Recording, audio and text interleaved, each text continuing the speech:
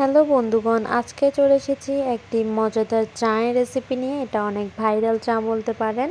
এটা আজকে বানিয়ে দেব কমলার চা রেসিপি, যেটা খেতে কেমন লেগেছে সেটাই আজকে আপনাদেরকে বলবো। আমি রেসিপিটি দেখেছিলাম, তাই ভাবলাম যে ট্রাই করে ফেলি। তো এর জন্য প্রথমে একটি পাতিলের মধ্যে আমি পানি নিয়েছি। তো পানি এখানে 2 কাপ নিয়েছি। এরপর এখানে কমলার কয়েক পিস দিয়েছি, মানে একটা কমলার অর্ধেক পরিমাণ আমি কেটে টুকরো করে দিয়ে দিয়েছি। আর দিয়েছি 1 চিমটি চা পাতা, যেটা কালো কালার দেখতে পাচ্ছেন সেটাই 1 চিমটি, অল্প একটু কমলা কালারটা একটু ঘন হওয়ার জন্য। তো এবার যখন বলক চলে আসবে তখন এবার আমরা এখানে চিনি দিয়ে দিব। তো চিনি আপনারা পছন্দ মতো দিবেন। আমি এখানে 2 চামচ দিয়েছি চিনি। তো চিনি দেওয়ার পর আরও 2 থেকে 3 মিনিট ভালো করে বলক উঠিয়ে নিব।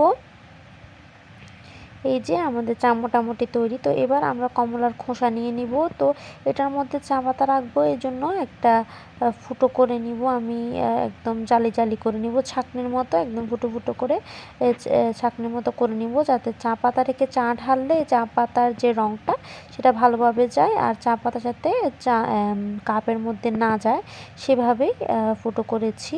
তো আমার কমলার খোসাটা অনেক ছোট হয়ে গেছে। আমি একটা ছাঁকনি দিয়ে দিব। তার আগে কমলার খোসার মধ্যে আমি চা পাতা দিয়েছি 1 চামচের মতো।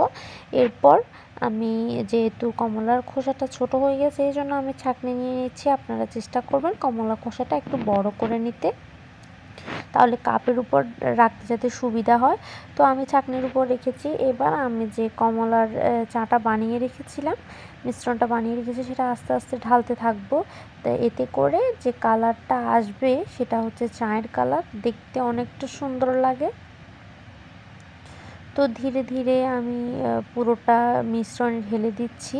তো আস্তে আস্তে চায়ের কালার কিন্তু চলে এসেছে। আপনাদেরকে ছাঁকনিটা উঠিয়েই দেখিয়ে দিব। এই যে দেখতে পাচ্ছেন, দেখুন চায়ের কালারটা কিন্তু চলে এসেছে। এটা আহামরি এতটাও ভালো হয়নি, এতটাও খারাপও লাগেনি, মোটামুটি বলতে পারেন। বাঙালি যে চা খায় সেটার মতো হয়নি।